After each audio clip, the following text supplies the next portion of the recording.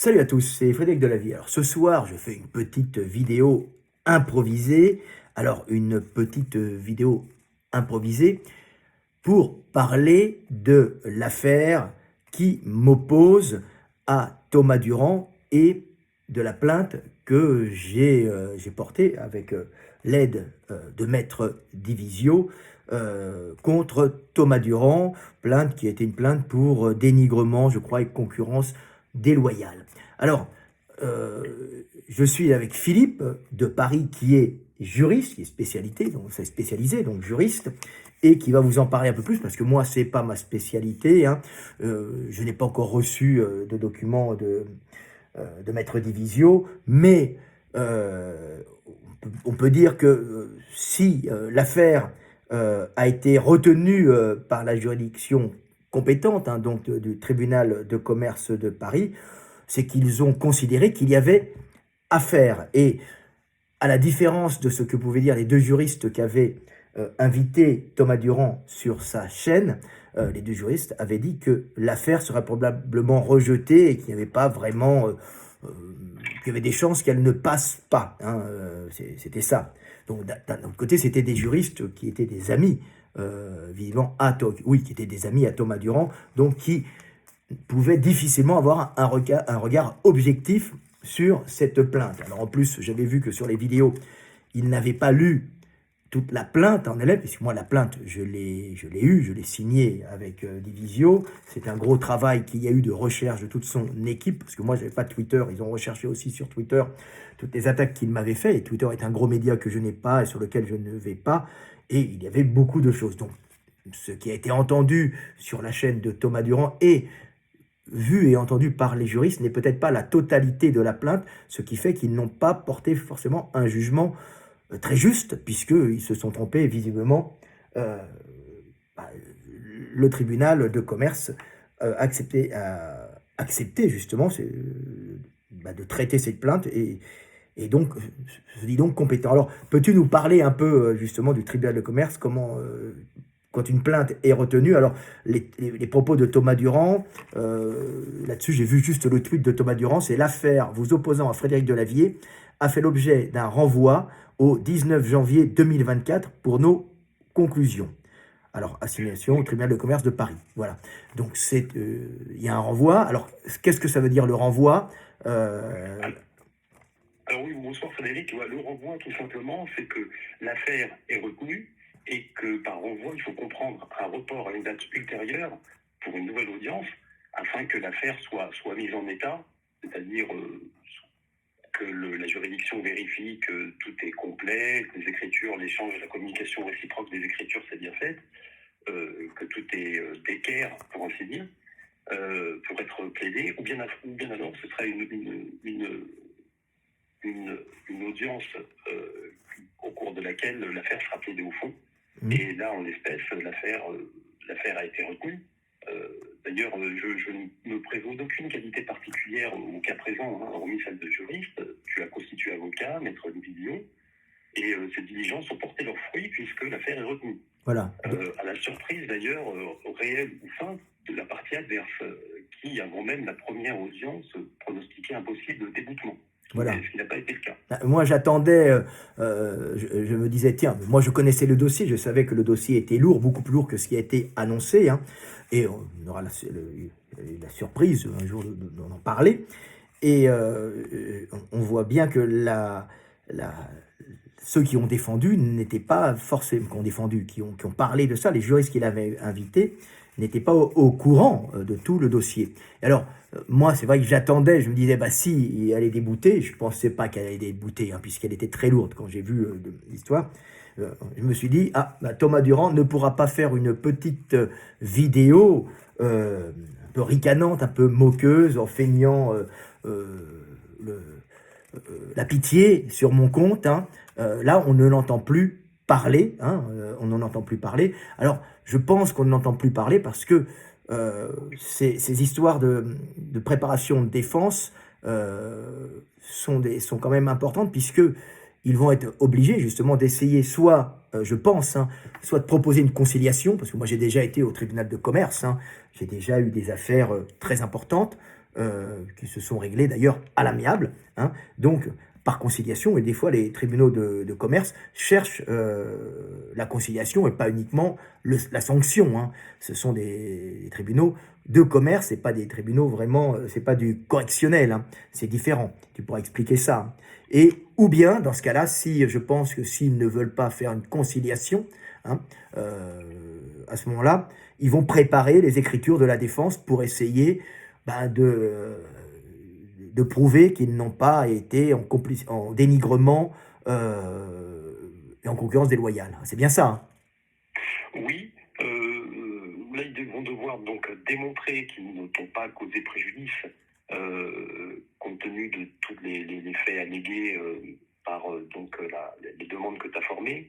Ce qui est important en fait dans cette affaire de retenir, et ce sur quoi Thomas Durand et les différents intervenants qu'il a pu inviter, ce sur quoi il doutait, c'est en fait ni plus ni moins qu'il était dérouté par le fait qu'ils étaient attraits, enfin du moins que Thomas Durand était attrait devant la juridiction commerciale, en narguant que de ce que devant le tribunal de commerce, il faut que la commercialité des parties soit reconnue.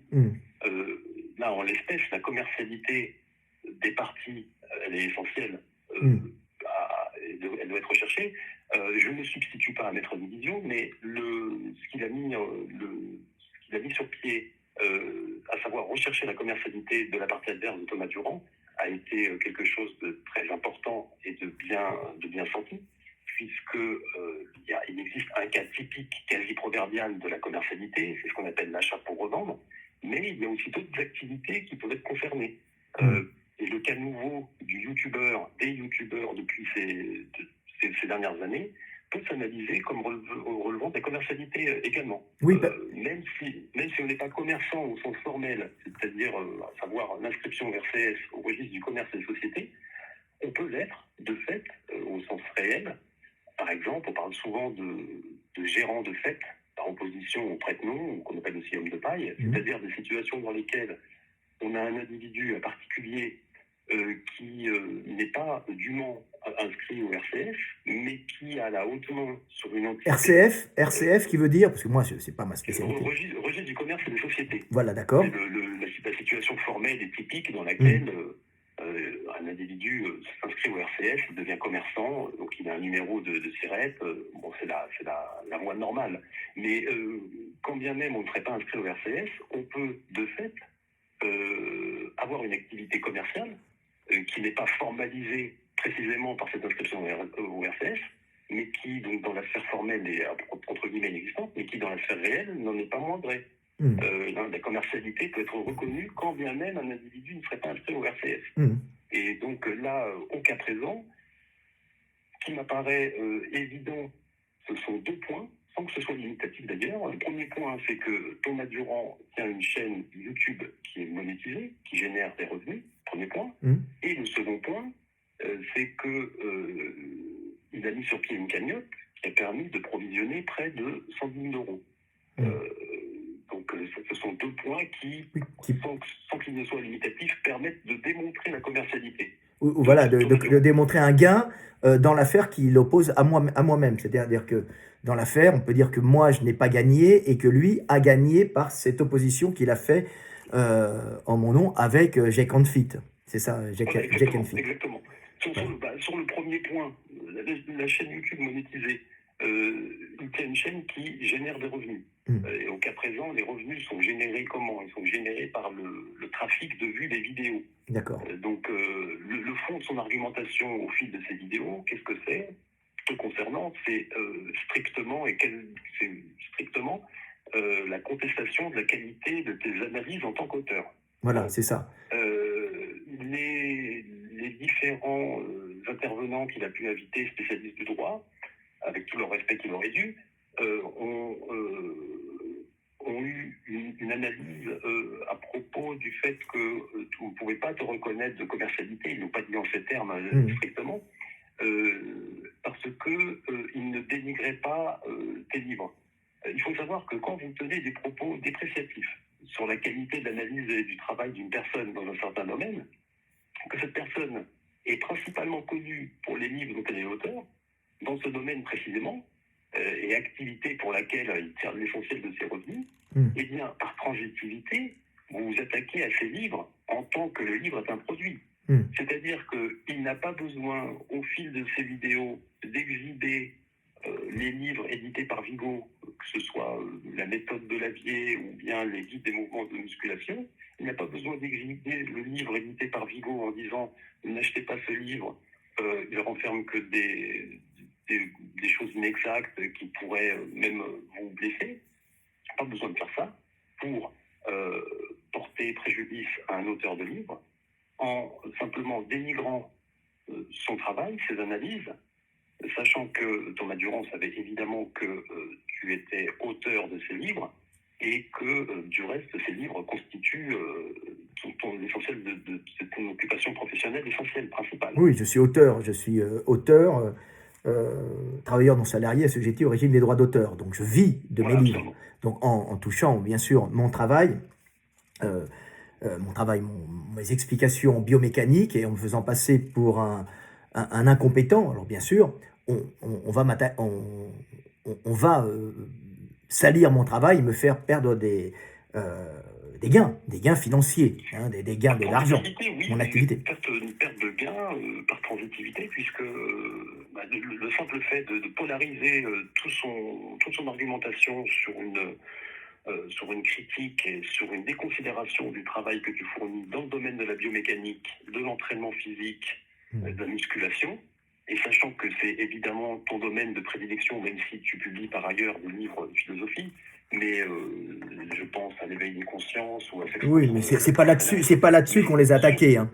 Ça, Voilà. j'ai dit, moi, la philosophie, c'est de la philo, c'est de la science. Si il n'apprécie pas, il n'y a aucun problème. Bon, ils n'ont pas apporté de factuel là-dedans, mais c'était pas le problème. Le problème, c'est la mise en doute de ma crédibilité dans mon domaine, puisqu'il a bien dit que j'étais un auteur qui n'était pas fiable et qu'il fallait mieux suivre Jack N. Fit, qui lui avait une méthode dont il préférait suivre Jack N. Fit, qui était à ce moment-là une concurrence, puisque Jack N. Fit fait des dessins et vend des programmes qui pourraient être considérés comme un concurrent commercial. Donc c'est pour ça qu'il y avait dans la plainte, et ils n'ont pas compris, dénigrement complicité de dénigrement. C'est-à-dire c'était un dénigrement et une complicité de dénigrement parce qu'ils travaillent en équipe.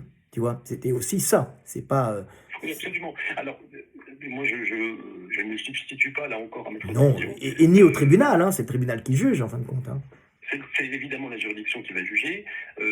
Contre toute attente, pour ainsi dire, je parle du point de vue de la défense, l'étonnement, en précisant là encore que leur étonnement est soit sincère, soit il est fin. Donc ça, je ne suis pas dans le secret de leur... Là, on n'a plus de nouvelles maintenant. Hein. Mais tout ce que je peux dire, c'est que les diligences de Maître Division ont porté leurs fruits. La demande,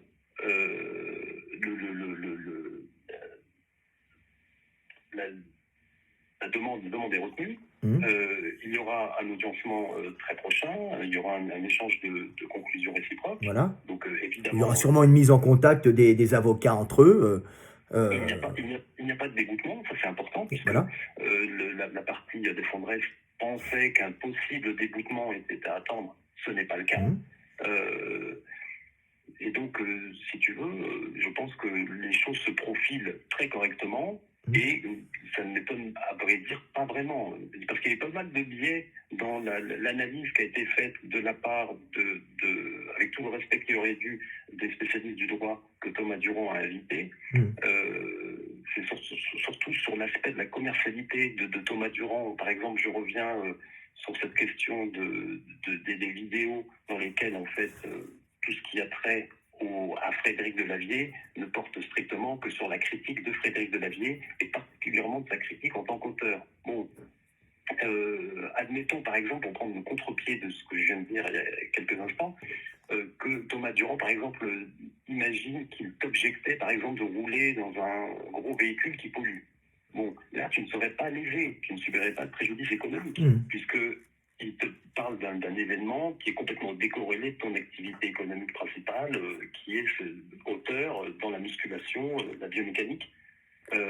Or, là, le problème, pour ainsi dire, c'est que dans cette affaire, les critiques que Thomas Durand porte dans ses vidéos te concernant, elles portent très majoritairement sur le domaine de la biomécanique, de l'entraînement physique, et dont le point d'orgue, c'est évidemment la question du dos rond. Oui. Bah là, je venais de poster d'ailleurs sur mon Insta, parce que moi j'ai pas Twitter et j'ai vu comment on faisait pour avoir Twitter, où ils se moquent de moi en disant il y a des études, Monsieur Delavier croit avoir raison, mais il y a des études qui prouvent que justement on peut soulever dos rond et à ce moment-là, il décrédibilise mon travail en montant et en montrant une étude qu'il n'avait pas lue d'ailleurs, puisque l'étude a été lue par, c'est une longue étude, par des gens qui me suivent sur ma chaîne, dont la conclusion était en léger, ça peut être dangereux. En léger, ce n'est en général pas dangereux, sauf pathologie sous-jacente. En lourd, il est critique de faire, d'arrondir le rachis. Donc, il n'avait pas lu toute l'équipe, toute l'étude. Et il vient s'opposer à moi pour, enfin, nuire à mon travail et à ma réputation, donc commercialement. Mais il faut faire attention aussi, parce qu'il faut que les gens comprennent, ce n'est absolument pas un tribunal qui va juger si le dos rond ou le dos droit, va juger si le dos rond est bon ou le dos droit est bon. Ça n'a rien à voir. Hein. Le tribunal ne juge absolument pas. Voilà. C'est pas une instance qui va dire, même s'ils ont tort, voilà, même s'ils ont tort, le tribunal s'en fout royalement. Hein. C'est comme le tribunal s'en fout complètement que les zététiciens, Thomas Durand et son équipe, aient dit que la morphologie n'avait aucune influence sur les risques de blessures, ce qui est une aberration totale. Le tribunal s'en moque, hein. Mais c'est la volonté de nuire au travail pour produire quelqu'un d'autre et pour s'enrichir. C'est surtout ça. Hein. Après, il y a la question du sens commun qui est un petit peu froissée tout de même, puisque, a priori, je pense que c'est froisser le sens commun que de dire que le dos rond, que le dos droit ne procure pas d'avantages significatifs et qu'il n'est pas une position de sécurité. Oui, c'est très dangereux. Ils vont contredire. Je pense que c'est quand même le bon sens commande quand même, compte tenu de la répartition des efforts sur toute la colonne vertébrale, d'adopter une attitude de dos droit et de dos rond. Et la juridiction ne va pas... Elle va pas juger ça, la juridiction. Même, c'est une erreur de Thomas Durand et de son équipe et des jeunes dont il a fait la promotion et qui sont incompétents, évidemment, puisqu'ils sont allés contre les directives d'État, hein, d'ailleurs, qui sont les directives de la médecine du travail et toutes les directives. Mais c'est pas le sujet de la plainte. La plainte, c'est purement commercial. Quasi unanimement, toutes les entités qui parlaient de physiologie, sous la musculation ou le port de charges lourdes, a priori, je pense qu'il y a un consensus sur que la bonne attitude à adopter, ça reste le dos droit. Ah bah, c'est un consensus de toutes les médecines du travail du monde entier et de l'enseignement même de la médecine en elle-même, puisque dernièrement, et puis même les assurances, la MGEN faisait une petite vidéo en expliquant qu'il fallait pas arrondir le dos en portant parce que c'est dangereux, on le sait, hein, c'est pas dangereux pour tout le monde, mais à partir d'une certaine charge, ça peut être risqué pour beaucoup de personnes. Donc ça, on le sait. Toutes les assurances du monde entier communiquent là-dessus parce qu'elles n'ont pas envie de payer pour des mecs qui sont en arrêt de travail, hein, et puis de toute façon ça nuit aux entreprises d'avoir des gens en arrêt maladie. Donc aller contre ces directives d'État et directives des assurances et directives mondiales, on va dire en vérité, c'est ridicule, c'est stupide. Mais c'est pas le sujet. Le sujet, il faut que les gens comprennent, nous sommes dans le commercial, donc c'est uniquement les sous, c'est les sous. Que tu subis, que tu vas subir, du fait que tu as une personne qui, alors elle ne fait pas des vidéos uniquement te concernant, mais pour les vidéos, quant aux vidéos qui te concernent, ce sont des vidéos qui sont strictement polarisées par la question de remettre en cause tes analyses, ton travail d'auteur, sachant que tu es auteur dans un certain domaine, c'est de la physiologie, de la musculation. Voilà. Dans le but d'imposer son travail. Oui, précisément, le fait que ces critiques visent strictement, quasiment, uniquement, exclusivement ce domaine, la physiologie de la musculation, lorsqu'il est question de parler de Frédéric Delavier, et que, évidemment, Thomas Durand n'ignore pas que tu es auteur précisément Oui. dans ce domaine, Oui. et que c'est ton domaine de prédilection. Oui. Donc, par transitivité, il y a une perte de revenus que tu aurais à accuser, et qui reste, dans le montant, reste à déterminer, reste imparfait. Cependant que Thomas Durand, lui, engrange certains revenus du fait du trafic qu'il génère avec ses vidéos, et dont le thème principal est la critique du travail de Frédéric Delahaye. Voilà, c'est ça. C'est Une surtout. espèce de transvasement Oui, un petit peu... il vit de la critique. C'est-à-dire qu'il n'est pas critique. Il n'est pas critique. Alors, c'est moi qui juge, mais c'est pas moi qui vais juger. Hein. Il n'est pas critique parce qu'il veut porter un regard critique. Il est aussi critique parce que c'est devenu un business, un travail, quelque part.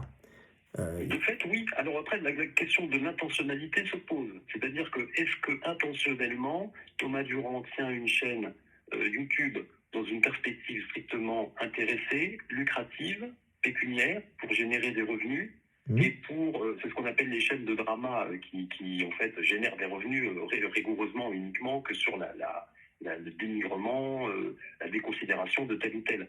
Est-ce que Thomas Durand est dans cette perspective? Je ne lui prête pas ce genre d'intention. Cependant, de fait, force est de constater qu'il résulte des vidéos qu'il fait te concernant que ce n'est rigoureusement et strictement qu'une critique du travail d'auteur que tu, Voilà. que tu accomplis normalement. Et qui nuit à mon travail et qui, quelque part, est concurrentiel puisqu'il met en avant son poulain qui est Jack Canfield. Donc, il y a une mise en avant d'une concurrence. Oui, effectivement, ça c'est encore un autre sujet, un autre volet. Alors, je ne connais pas la nature des conclusions que Maître Divisio a déposées dans la juridiction, dans le tribunal administratif. Peut-être que une étape ultérieure serait de rechercher possiblement la responsabilité de Geek and Fit. Ça c'est peut-être encore... Oui, une plainte est déposée... été déposé, j'ai signé hein, tout ce travail, parce que l'équipe de Divisio avait beaucoup travaillé. Vous relevez tous les tweets et tous les... Alors, tout ce qui est... Geek and Fit, c'est encore une situation qui, pour ainsi dire, est encore plus caractérisée, parce que lui, il me semble qu'il est préparateur physique, il est entraîneur physique. Oui, entraîneur physique. Et donc, si tu veux, autant Thomas Durand se présente comme scientifique et si tu veux, un critique des méthodes scientifiques. Donc, le thème principal de sa chaîne, c'est la zététique, donc le doute scientifique. Autant Geek and Fit, c'est plutôt un préparateur physique qui pourrait apparaître, pour ainsi dire, comme une espèce de concurrent.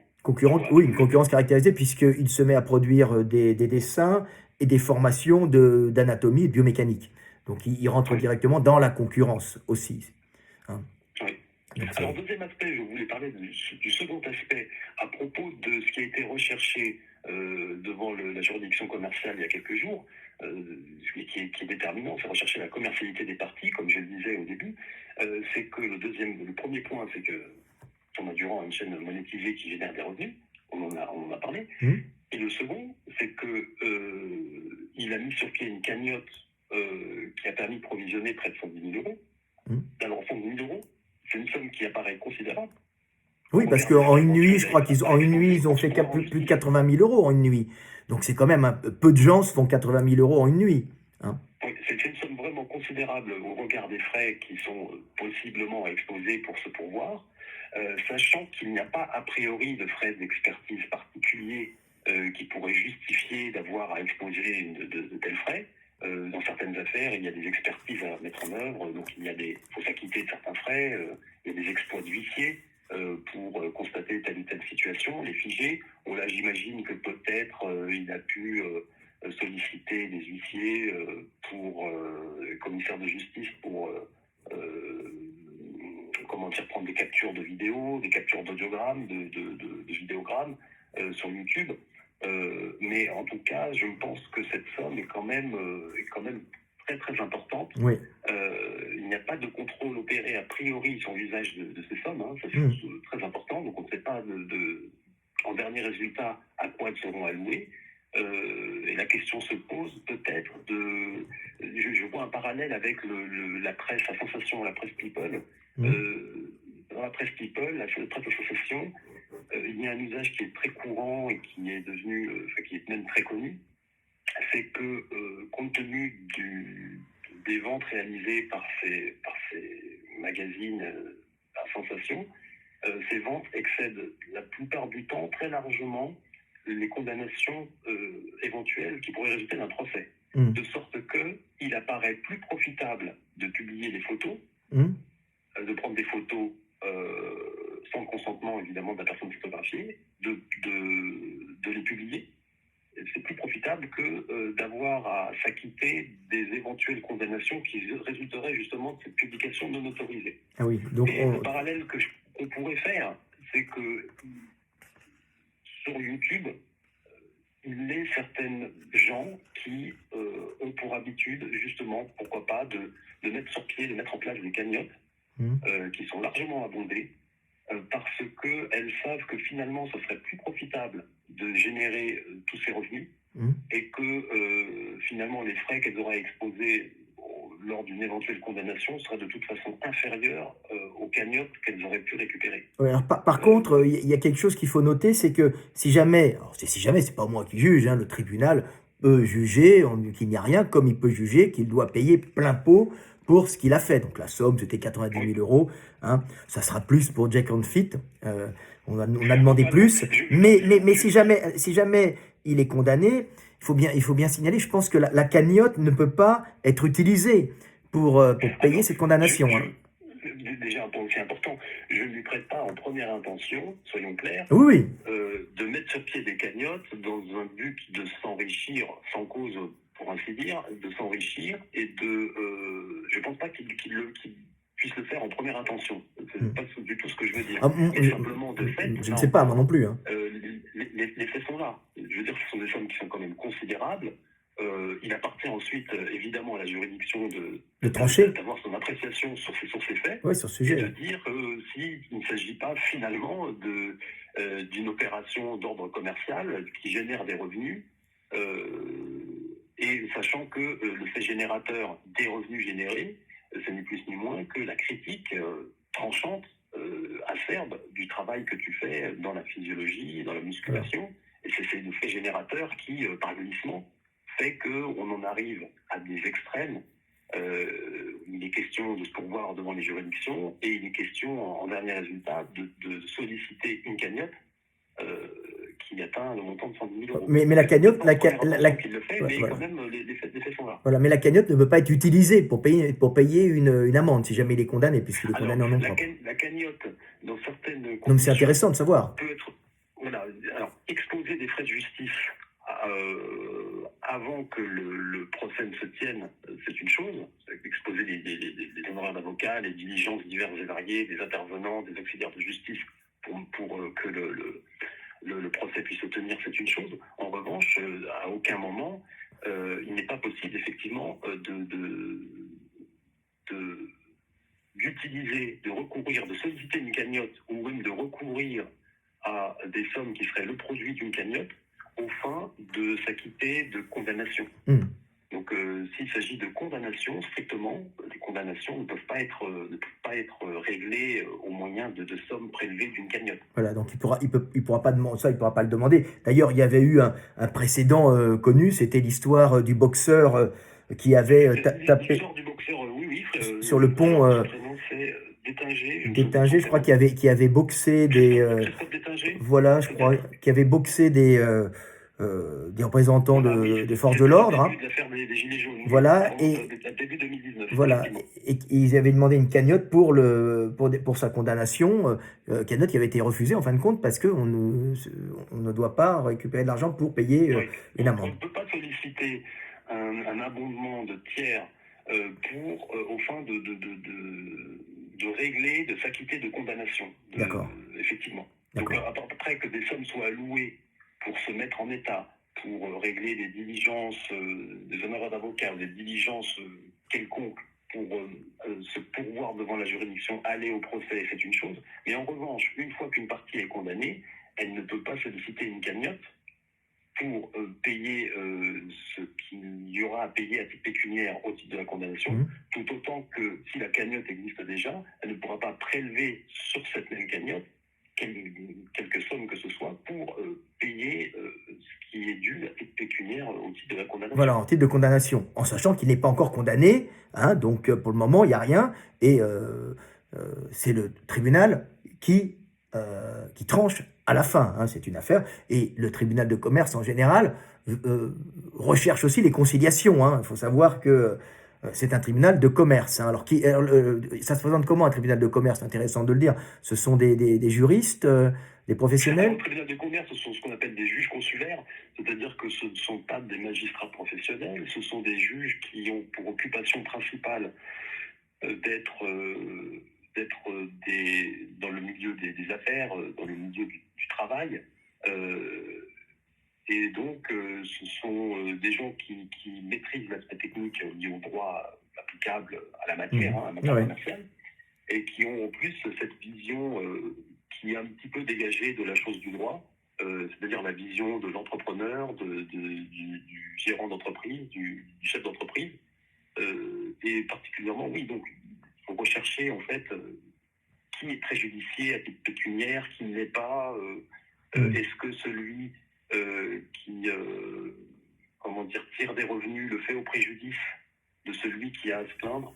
Ça, c'est très important de considérer ça. Donc c'est ce qui va être examiné très prochainement. Je pense, là il y a une audience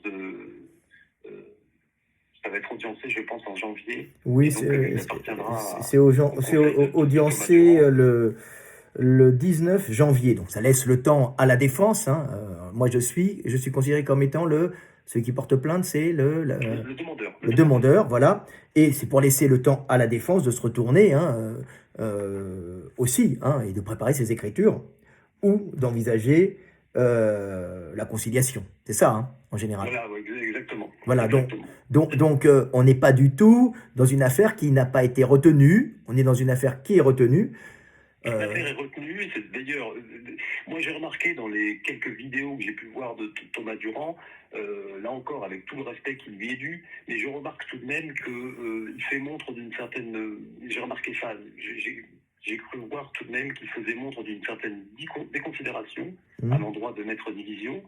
Je me permets de dire ça parce que je remarque que sous ces vidéos, tout texte qu'il peut écrire au propos de Maître Division, il occulte volontairement, je pense, le prédicat maître qui n'est jamais utilisé. C'est-à-dire qu'il appelle toujours Fabrice Division sans préciser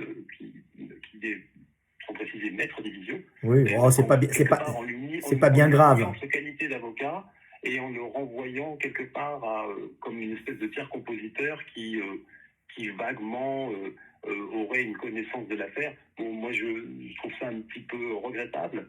Et puis surtout sur le fond, comme Maître Division est aussi également l'avocat d'Idriss Aberkane ou du professeur Raoult, par association, Thomas Durand, comme il considère que les personnes que je viens de citer appartiennent à la complosphère, eh bien, par association, Maître Division appartient aussi à la complosphère, et à admettre même que tous appartiennent à la complosphère, me faire rentrer dans la complosphère, l'avocat des complotistes, je ne suis pas complotiste, moi, j'ai rien à voir, moi je parle de biomécanique et d'évolution humaine.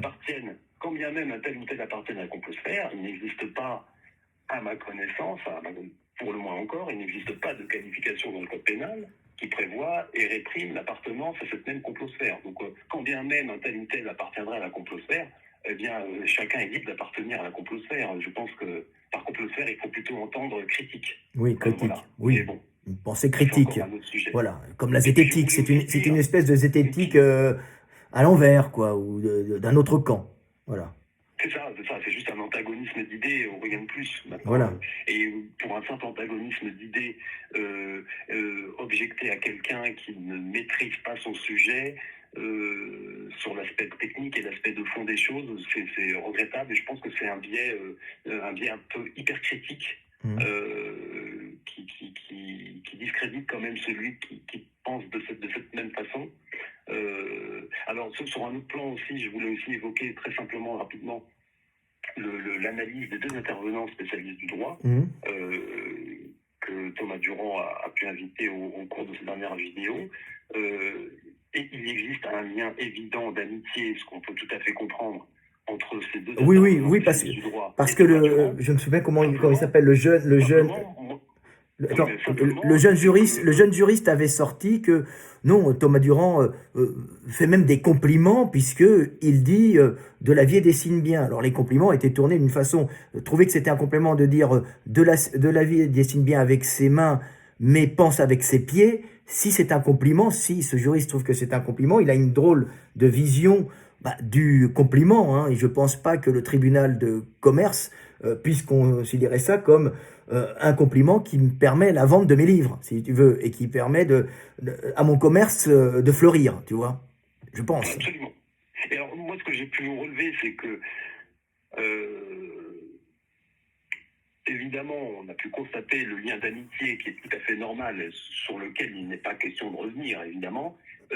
Ces deux intervenants spécialistes du droit, il me semble, oblitèrent le fait que les vidéos qui sont tournées par Thomas Durand génèrent des revenus et qu'elles se fondent finalement sur le dénigrement des analyses d'un auteur. Oui. Lorsqu'il a été question d'examiner la possibilité d'un déboutement devant le tribunal de commerce, ce déboutement, il aurait été fondé sur ce que une partie, on ne peut pas attacher de commercialité, c'est-à-dire les attributs propres à un commerçant, d'une certaine partie, c'est-à-dire du défendeur. C'est-à-dire qu'ils alléguaient que Thomas Durand n'était pas un commerçant. Cependant, la commercialité, de quoi procéderait-elle? Elle procéderait de ce que les vidéos qu'il propose génèrent des revenus, quoi qu'on en dise. Oui, c'est un peu comme un gloseur de YouTube, le gloseur des réseaux sociaux, un gloseur qui met de la science, qui non seulement, premièrement, il génère des revenus, mais deuxièmement, ces revenus, ces vidéos, l'essentiel, le fond de ces vidéos, c'est le scandale. Pour ce qui est des vidéos estampillées Frédéric Delagier, dont le libellé contient Frédéric Delagier, que concernant, ces vidéos ont pour fond le dénigrement de tes analyses en tant qu'auteur, auteur qui, toi, génère des revenus du fait qui est le produit de ton travail. Donc c'est cette situation en globalité qu'il faut considérer et ne pas strictement s'arrêter à la pure apparence des choses, c'est-à-dire quelqu'un qui est un scientifique, vulgarisateur, qui remet en doute les biais scientifiques de tel ou tel domaine, ce qui est appelé zététique, et qui, de façon incidente, accessoire, fait des vidéos. Ça, c'est une chose. Mais, non, c'est un revenu, c'est un travail, hein, il vit de ça. Lorsqu'on fait au cours des vidéos qui ont pour thème quasi exclusif le dénigrement d'un auteur qui lui tire ses revenus dans le domaine qui est sujet à la critique, bon, bah là, évidemment, il y a un préjudice économique. Voilà. Donc, c'est ça qu'il faut considérer pour rechercher, examiner le caractère de commercialité de la partie qui est à traite, c'est-à-dire, à savoir, Thomas Durand. Voilà. C'est assez intéressant. Hein. Et on répète encore aux gens, hein, nous sommes dans du commercial pur et dur et pas dans du pénal, où le pénal, des fois, l'émotionnel peut rentrer en compte. Hein, oui, absolument. Là, ce sera rigoureusement technique. C'est l'aspect économique qui sera considéré. C'est à l'aune du prisme des revenus que chacun va générer. Et le préjudice moral aussi. Le préjudice moral, oui, puisqu'il y a des chefs de demande, il me semble, hein, oui, du préjudice économique et aussi du préjudice moral. Voilà. Donc la juridiction examinera tout ça. Mais surtout, à ce stade, c'était surtout important pour le commun des gens de le comprendre. Le commun des gens pouvait croire que ça paraissait, pour ainsi dire, quelque part extravagant d'attraire Thomas Durand devant la juridiction commerciale, puisque Thomas Durand n'est pas commerçant. Non. Finalement, finalement, oui. Après une certaine analyse, il n'est pas absolument déraisonnable de penser que, contextuellement, à l'aune de ce qui a été exposé, et de la situation économique relative par le biais de ces fameuses vidéos, il y a un préjudice pour l'un, il y a un gain pour l'autre. Voilà. Bon, On voit qu'il y a beaucoup d'argent en jeu, il y a beaucoup d'argent qui circule avec cette histoire, beaucoup d'argent récupéré, et moi, de mon côté, je dis beaucoup d'argent perdu, hein. Et après, c'est le tribunal qui jugera. Mais je pense que là, on a à peu près fait tout le tour. Tu veux terminer, Philippe, sur quelque bon, chose? écoute, j'ai tout dit. La suite, pour ainsi dire, au prochain Bah oui, au épisode. prochain épisode, hein. On verra ça au mois de janvier.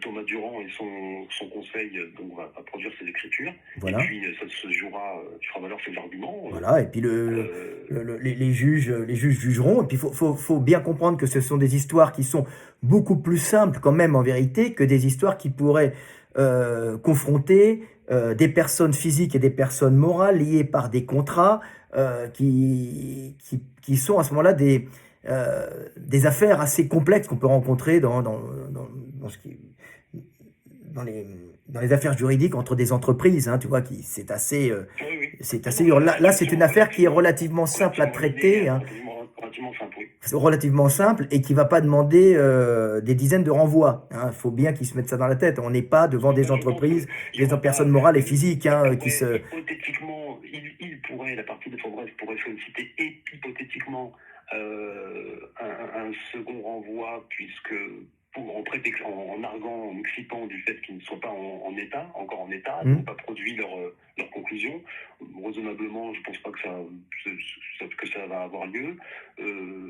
Donc, a priori, je pense que l'affaire sera audiencée très prochainement pour une audience de jugement au fond, et la décision sera rendue. Voilà, jugement. Il faut préciser que, compte tenu du taux de ressort du tribunal de commerce et compte tenu de tes chefs de demande, ce ne sera pas une décision qui sera rendue, je pense, en dernier ressort, puisque un appel sera possible. La partie qui souhaitera interjeter appel pourra le faire. Mais en tout cas, il faut s'en remettre à la décision du tribunal de commerce, voilà, qui jugera et qui se dégagera de toutes les vicissitudes et les errements de la sphère YouTube. Là, voilà, on est vraiment devant une juridiction qui dira le droit, quoi. Voilà. Bon, ben c'est intéressant. Ben, je te remercie, Philippe, hein, puis on dit au revoir, bonsoir à tout le monde, et paix sur terre. Voilà, une vidéo très intéressante, et en essayant d'être objectif, hein, et de ne pas dire je vais gagner, je vais perdre. Non, l'affaire a l'air bien engagée, mais, pour moi, bien sûr, mais dans tous les cas, ce n'est pas moi qui juge, c'est le tribunal de commerce et les professionnels qui y travaillent. Voilà. Donc, c'était Fred Delavier. Merci, Philippe, je vous aime, et paix sur terre.